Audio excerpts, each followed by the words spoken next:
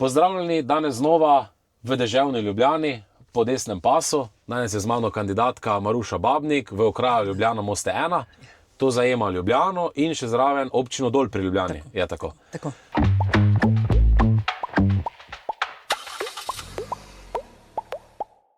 Prvo me zanima, zakaj ste se odločili za kandidaturo, kaj je tisto, kaj vas žene in tudi to, da Ljubljančane rabimo, ne? Res je. V Ljubljani oziroma v tem našem okraju, jaz izhajam iz Ostrega oziroma iz Bizovika in zdaj sem poročena v Ostrem že 25 let. Delujem s krajem že vse življenje, tukaj sem bila 23 let učiteljica in so me vsi poznali in sem veliko naredila že za ta kraj.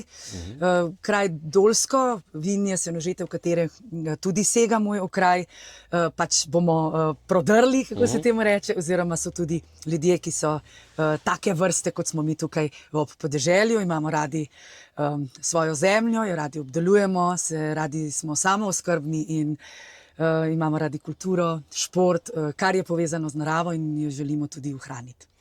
Zdaj moram reči, bi se vam prvo zahvaliti, tudi, da ste daleč najbolj aktivna mestna svetnica, tudi SDS-om, mislim, da ste tudi zdaj, dosti ljudi vas pozna po tem, borba za parkirišče trenutno. Zdaj ima začeti pri najbolj pereči temi. Kaj se tam dogaja? Tudi videli smo, da so z ljubljanskega župana izžvižgali ljudje.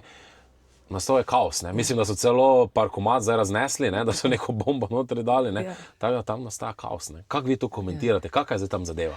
Mi v Slovenski demokratski stranki v mestnem svetu smo podali en predlog, da bi se ta odlok oziroma ta uredba premaknila za 1 leto in bi našli rešitve. Seveda so protokolarno, ali kako bi temu rekli, procesno to umaknili, ker to oni lahko, ker imajo večino.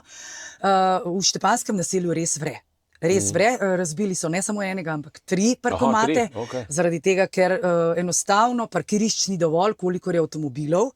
In največja napaka mestne oblasti in mestnih služb je, da so izdali dovolilnice in sicer 3 na eno stanovanje, eno dovolilnico na eno stanovanje. In sedaj so ustvarili kaos, ker se enostavno borijo za vsako parkirno mesto.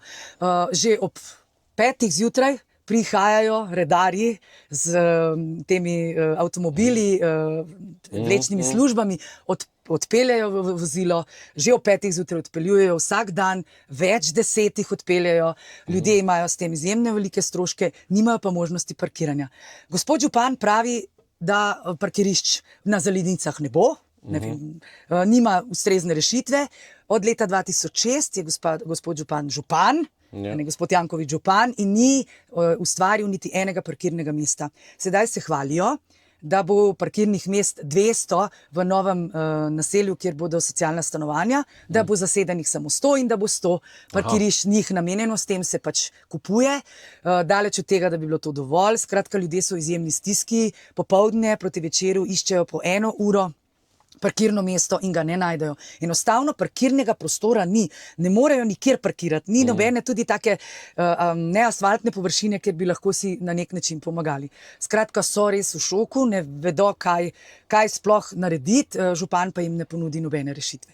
Ja, pa moram reči, da recimo mene tudi, ko gledam, kot Mariborčan gledam to situacijo, ne znam si predstavljati, da prijem po službi domov, pol pa namesto sam parkiraš, greš domov po utrujenem dnevu, pa 1 uro iškeš parking, Potem pa pride župan, tam vehementno, pa kaj boste vi, češ. Jaz sem tu, jaz sem glavni, jaz sem tu odločevalec, vi nimate meni kaj govoriti, jaz mislim, da je izredno nespreten, bi lahko rekla, vsem tem, kljub vsemu, da on odredi stvari, ampak tukaj res ne zna, ne more, ne ve, noče urediti te stvari. Jaz mislim, da če bi 1 leto prestavili, da bi bila ta zadeva lahko, bi se našle rešitve, tudi ljudje imajo nekaj rešitev in bi se ta zadeva uredila. Poleg tega, mogoče še to, da ljudje prihajajo seveda utrujeni taki iz svojih služb, pa problem je, ti odpelješ otroka ob 5 popoldne na pediatrični pregled in prideš nazaj, otrok je bolan, starejši so bolni, jih pelješ na pregled, nimaš parkirnega mesta. Enostavno res zelo, zelo kaotična, izjemno zahtevna situacija. Ja, lahko bi rekli kaos. Popoln kaos, popoln kaos. Ljudje enostavno vsak dan se bojijo za svoje vozilo, a bo odpeljano, a bo kazen, in to so res striktno naredili. Urejajo, striktno kaznujejo in to ni fajn. No. To za ljudi ni fajn in treba bo nekaj narediti. Župan bo moral poiskati rešitev. Ja, zdaj, mogoče, če se vrnemo še malo bolj nazaj, da gremo zdaj kronološko. Ja. Potem bila je tudi ta famozna prepoved, se pravi uličnih nastopov, tako trubačev, harmonikašov, v bistvu vseh. Takrat vem, da ste, mislim, naravno vi predlagali to prepoved. Mislim, da je bil kar šok, da je župan potem prepovedal kar vse, ni bila neka debata, ker ok, mogoče ni bil slab predlog, bum, potem pa je nastal tudi zaradi tega kaos, in mislim, da je kar malo hecno bilo takrat spremljati, se spomnim, tudi sam sem bil na tem protestu, potem reče, kako on rad posluša Golico, harmoniko, mislim, da je prav smešno ga bilo spremljati, da zdaj Zoran Janković postaja največji Slovenec, v tistem momentu, to vaš nastop fenomenalen, se gleda na 24 ur, mislim, da je gospod Janković res tu zabredo, in mislim, da se Ljubljana počasi prebuja. Ja, mislim, da je bila to ena taka mala zmaga in izjemen odmev Slovenske demokratske stranke v mestnem svetu, ker nas tako ali tako ne upoštevajo za nič, noben predlog, žal, ker je mestna večina liste Zorana Jankovića in Svoboda premočna in enostavno ne gre. Več kot večino, več kot večino. Tako da res je ta predlog, ki smo ga decembra podali, je bil sprejet v mestnem svetu, tako bom rekla, vehementno je župan potem odločil, da bo prepovedal vse ulične nastope. Jaz menim, da je bil njegov namen tudi, da prepove shod harmonikarjev. To je, mislim, da je bil en glavnih namenov njegovega ukrepa, njegovega sklepa. Sicer ga je tudi protipravno na nek način protipravno uporabil, ampak pomembno je, da je gospod Mesojedec, ki je bil organizator shoda, izhod prijavil in je bil shod harmonikarjev dovoljen. Seveda sedaj v mestnem svetu vre tudi zaradi izjave gospoda našega predsednika Janeza Janše. Mi smo seveda na mestni seji zadnji, ki je bila v ponedeljek, tudi izjemno dobro razpravljali o tem, ker ko bo do enaka pravila za vse, bomo tudi mi stopili skupaj in enostavno podprli, da se nekih teh izmov, fašizem, nacizem in komunizem ne propagira. Kaj pa dela mestna oblast oziroma mestni svetniki, pa vemo, klanjajo se komunistom na Ljubljanskem gradu, pojejo hej brigade in vihrajo zastave našega agresorja, Socialistične federativne republike Jugoslavije, in proti temu smo mi res proti, da se to sploh dogaja, ker enostavno poveličevanje tako krutega obdobja je prvi vrsti nespodobno, nemoralno in tega se v Ljubljani ne bi smelo toliko dogajati.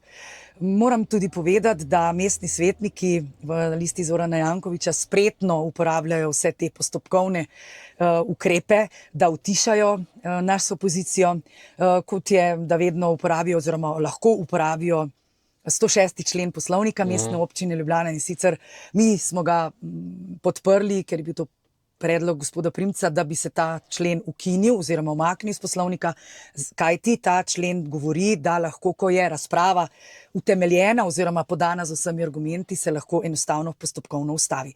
To se je zgodilo tudi v mestnem svetu, ko smo imeli izredno sejo za kanal C0 in za zdravstvo in se je enostavno to tako utišalo opozicijo. Gospod župan tudi nas, mestne svetnike opozicije, utiša s tem, da reče, da se moja razprava ali razprava pač kogarkoli od mestnih svetnikov opozicije ne nanaša na točko dnevnega reda, nam podeli opomine in tako utiša. Podobno kot v parlamentu, tako kot podobno kot na odborih parlamenta, ko enostavno opozicijo želijo utišati. Ja, zdaj še mogoče ste že načeli to neko dinamiko v mestnem svetu. Zdaj pa se mi, tudi kot gospod Janković nima nekega izhoda, ko vidi, da je napad, takoj vrže to temo nacizma, kot ste že omenili. Takoj, ko ni nekega odgovora, ni neke tehtne, pa se začne to neko blatenje in spet neko obdobje temačne zgodovine našega naroda. Mislim, da mestna občina trenutno nima neke vizije. Ne? Pa tudi gospod Janković se mi zdi vedno bolj zgubljen deluje, ne? Čeprav včasih deluje, da se nekaj dogaja. Mislim, da so mu se zele malo te vajeti, ne? In tudi vedno bolj živčni. Ne? Zdaj, mogoče vi lahko povete, kakšna je dinamika znotraj samega sveta, nekako so njegovi svetniki in če res daje ta vtis. No? Ja, seveda, gospod Janković je nervozen v vsakih naših predlogih in argumentih in razpravah, ker mu seveda ni všeč, da svetniki opozicijo pač razpravljamo in smo edini svetniki, ki razpravljamo na mestnem svetu, kajti svetniki liste Zorana Jankovića sploh ne razpravljajo, svetniki liste Gibanja Svoboda sem pa tja kakšen kdaj, nikoli pa ne razpravljajo, zakaj so za to, da se parkirnine povišajo, zakaj so za to, da je LPP, zakaj so za, da se stanovanja delijo na tak način, zakaj so oni za, da je komunalni prispevek kakršenkoli toliko dražji, zakaj so za podražitve, nikoli tega ne, ne podajo razlogov, zakaj so oni za. Ne? Vedno so pač za, samo takrat, ko jim gospod Janković reče. Zdaj moram reči, da gospod Janković zgublja na vseh frontah, pač delovanja mestne oblasti, kot ste videli, parkirišča in smo že prej omenili, ljudje se prebujajo. Pa tudi kanal C0, ne? Tako, To se že vleče. absolutno, kanal C0 se vleče že desetletje in pol, je še več. Ne? In enostavno, da človek nima toliko pameti, da vleče kanalizacijo, ki ni nikakor tesna, vodotesna, ali kako bi temu rekel, da niso te cevi, kot jih on zagovarja, vodotesne, skozi ta vodonosnik. To pomeni, da je res ogrožena pitna voda za 400 tisoč ljudi. Tukaj se mi zdi, da se nihče ne zaveda tega, kaj to pomeni, da je tu glavni zdravniški, bom rekla, zdravniške aktivnosti UKC Ljubljana. Veliko bolnišnic, specialističnih bolnišnic, ki so za vse Slovince. Če se to v to stavbo prelije umazana voda, je to toliko tisoč ljudi, ki bodo ogroženi zdravstveno. Potem imamo tu vrtce, šole, domove za starejše občane. To so vse ogrožena skupina ljudi in mi se bomo nekako že znašli nekje na obrobju, bomo našli nek izvir vode v hribu, če drugega ne v gozdu. Te ljudje pa enostavno se ne bodo mogli pomagati. Mi bomo morali kupovati vodo, ki je po ustavi v bistvu mora biti zagotovljena čisto pitna voda. Mi pa jo bomo morali kupovati. Tako da kanal C0 je grozljiv projekt, ki se kar vleče in vleče in zaradi papirjev, razumete? Zaradi papirjev, ki bodo nekaj prenesli, ljudje ne bodo prenesli tega. Žal. Ja, pa zdi se, da gre on kot tanker, ne?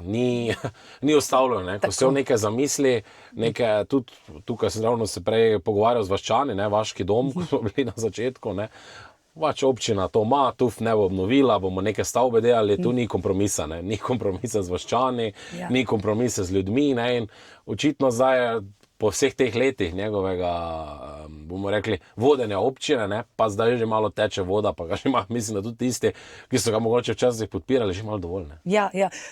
Ko ste omenil ravno doma, ne, ravno tukaj, ko se stojiva, oziroma je tudi kulturni oziroma zadružni dom za dvor, ljudje žal, vsa prostovoljna društva so delovala več kot 30 let v enem takem prostovoljnem dušju, darovale svoj čas, svoj material, kot so naprimer, ne vem, kmečke žene, sadjarji, čebelarji.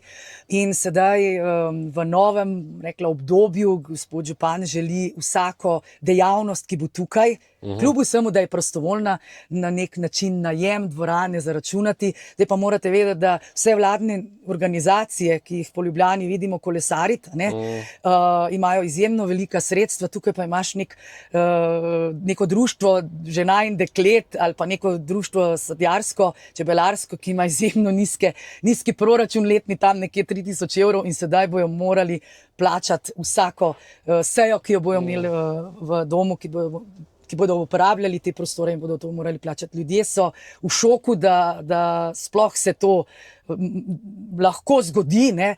In smo mi kot tudi četrtni svetniki izjemno razočarani nad takimi ukrepi. Mislim, da želijo pač sredinska leva opozicija ugasniti, utišati vse te krajane, občane, ki so nekako podeželski, ki imajo radi slovensko kulturo, ki podpirajo te tradicionalne vrednote, ki podpirajo samo skrbno hrano, ne, to so vsa taka društva. In da bo še to razpadlo, ne vem, kaj bomo naprej. No. Ja, se ravno tako ste omenili, ne? To je ta paradoks nevladnikov. Ne? Imamo na drugi strani Glas ljudstva, Inštitut 8. marec, ne? Ko pogledaš njihove objave zadnjih 5 dni, samo špukanje politično, ne? Potem pa imamo nevladne organizacije kot kmečke žene, kot čebelari, kot prostovoljci, ki ogromno časa namenijo tudi denarja svojega, ne? Da neka stvar ostane, pa nagajanje strani občine, podfinanciranje totalno. Ne? Mislim, da to morajo ljudje razumeti. Ne? Kaj so te nevladne organizacije, ne, ki jo vidimo, da se gospa Nika Kovač hodi po celem svetu, vse se ogleduje, ne, pa ne vem, kaj vse na naš denar. Potem pa imamo tu neke nevladne organizacije, ki pa niti nima toliko posluha, da bi lahko nek prostor se dobil zastonj za 1 uro. Ne. Pa tako vemo, da bi bil dom drugače prazen. Ne. Tako, dom bi bil prazen, ne bi bil popolnoma nič efektiven. Tukaj pa ta zadružni dom zato, da se ljudje zbirajo, že, se veste, Rimljani so rekli, kruha in iger je treba dati ljudem. In res tukaj v kraju smo izredno razočarani nad tem. Pa seveda tule, ko sva zraven, je ta črpalka, tukaj zadaj za nama bo gospod Janković že desetletje obljublja eno obvoznico. To je tudi en tak zelo pereč problem v našem kraju, trenutno v tem, kjer sva zdaj v Sostrem, zato ker on želi obvoznico narediti do kamnoloma. To je nedelujoč kamnolom, čeprav župan trdi drugače. Tukaj gre mimo vasi, ki so jo zdaj s kanalizacijo oziroma ceste s kanalizacijo še zožali, preko 100 kamionov na dan. In prinašajo oziroma vozijo v ta kamnolom same komunalne odpadke in ljudje smo proti tej cesti zato. On pravi, da se bo seveda ta ozka cesta razbremenila, ampak te ljudje tukaj, mi, ki živimo tukaj, pa pravimo, da tega kamnoloma, oziroma kar se bo v tem kamnolomu zgodilo, ker nam ne želijo povedati, kaj v tem kamnolomu bo, upravljalec je KPL, ne povejo, kaj v tem, kakšen je namen kamnoloma, in ne želimo, da se tukaj presveli kakršnakoli asfaltna baza in tako naprej, ker potem ta kamnolom ne bo deloval 8 ur, tako kot sedaj, ampak bo deloval 24 ur. Tam so tudi 3 zajetja pitne vode za 3 vasi, ta svinarija od tega asfalta in vseh komunalnih odpadkov se zliva v to, oziroma se steče, ko dežuje. Tako da jaz mislim, da je to zelo ena nespametna stvar. Mi smo predlagali za ta kamnolom izjemno veliko drugih možnosti, kot bi bil zapor, pa vendar Evropska unija ni pustila, pa bi bil res krasen prostor za zapor, malo odmaknen. Dobro, zdaj ga bomo imeli tukaj v neposredni bližini. Upam, da nas bojo upoštevali, da bodo lahko ljudje se tudi kakšni zaposlili v tem zaporu, ker pač, če pride nekaj v kraj, je tudi fino, da je kakšna možnost. No, potem smo imeli, da bi naredili en tak športno-rekreacijski center že 15 let nazaj, ne vem, največjo zipline linijo s koncertnim prostorom, z umetnim jezerom, ki bi ga lahko po zimi zamrznili, da bi bilo drsališče, poleti za kopanje, ob tej naši manjši potoku bi bil lahko kemp, mislim, za kemperje, prostor in tako naprej, da bi v ta naš kraj zaživel, ne? Tako, da bi imel eno tako res turistično veliko destinacijo. Jaz mislim, da to bi bila mnogo manj ali pa 12 milijonov 500 tisoč. Ima zdaj v računu župan za to cesto, če bi jo namenil za te dejavnosti, bi bila zadeva že 10 let delujoča, ljudje bi imeli službe, študenti bi lahko delali in tako naprej. Skratka, se mi zdi, da ni posluha. No, sploh v mestni občini Ljubljana ni posluha za obrobje. No, to žal ni. Moram tudi povedati, da sedaj v hribovitem delu so končno napeljali nekaj vodovoda, v Besniški dolini še ni vodovoda, tako da nimamo, župan se hvali, da je 95% pokrite, ampak žal v našem kraju pa tega še ni. Jaz upam, sedaj se to dograjuje, oziroma projekti se za nekatere dele še urejajo, da to bo. Ja, financiramo pa vodovod, Veliki Kladuši, zamenjava obceznih cevi. Je pa res, da je župan Velike Kladuše podprl Zorana Jankovića. Z roko v roki to gre. Zdaj pa še mogoče zadnje vprašanje. Kaj je tisto, kaj vam stoji, da ste tako borbeni, da greste naprej, družina, in kaj je tisto, ne, kaj vam da se za to borite, ne? Ker jaz vedno pravim, kampanje Slovenske demokratske stranke so težje, ne? Še bolj mislim, da so težje v Ljubljani. Mi res gremo vrat do vrat, smo prisotni na terenu, poslušamo volivce. Ne? To dobena druga stranka ne dela. Razen SDS. In jaz mislim, kaj vas navdaja na to, da se borite in da ste tudi tako močni, da ste tudi upate izpostaviti, ker se mi da to nam manjka včasih. Malo se kateri, jaz sem ful za vas, ne bi se jaz zdaj preveč izpostavil. Jaz bom tako rekla, mogoče že moja primarna družina, moj oče in moja mama sta bila taka bolj borbena, ali kako bi rekel, sta v življenju pač marsikaj tudi ustvarila in dosegla. In sedaj mene največjo podporo čutim doma. Res mož je izjemno prizadeven za to, da so tudi gospodinjska dela opravljena, ker sem izjemno veliko odsotna. In seveda moji 4 otroci me podpirajo in so veseli, no, da je mama, kako bi rekla, tako dejavna. In moram reči, da me ljudje tukaj v kraju spodbujajo. Imam izjemno veliko podporo.